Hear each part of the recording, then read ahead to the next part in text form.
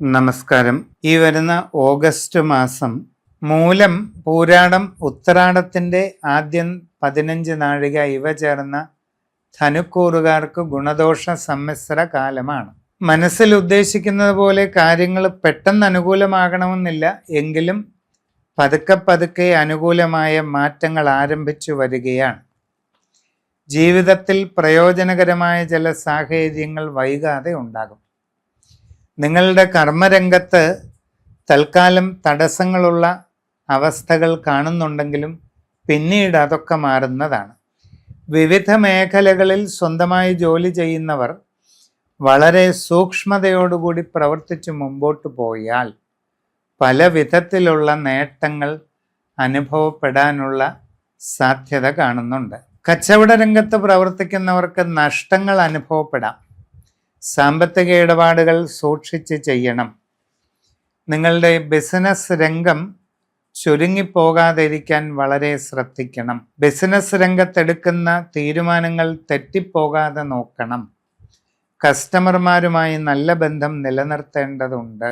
വിദ്യാർത്ഥികൾ പഠനകാര്യങ്ങളിൽ കുറെ കൂടി ജാഗ്രത കാണിച്ചില്ലെങ്കിൽ ചില പോരായ്മകൾ അനുഭവപ്പെടാം. നിങ്ങളുടെ കുടുംബത്തിൽ ചില അസ്വസ്ഥതകൾ അനുഭവപ്പെട്ടേക്കാം. സംഭാഷണത്തിൽ ശാന്തതയും മിതത്വവും ശീലിക്കേണ്ടത് ആവശ്യമാണ്.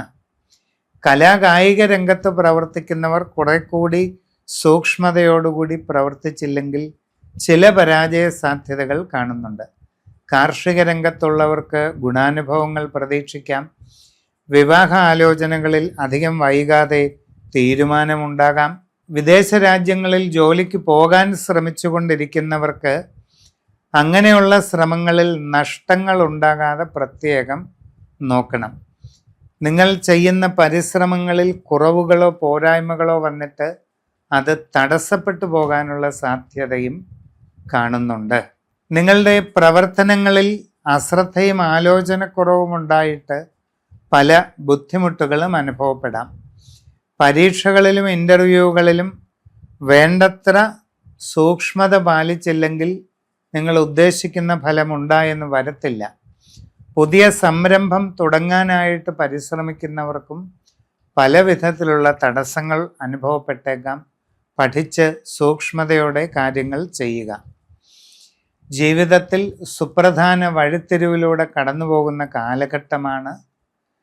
നിങ്ങളുടെ സമഗ്രമായ രാശിചിന്ത ചെയ്ത് വസ്തുതകൾ അറിഞ്ഞ് മുമ്പോട്ട് പോകുന്നതായിരിക്കും നല്ലത്.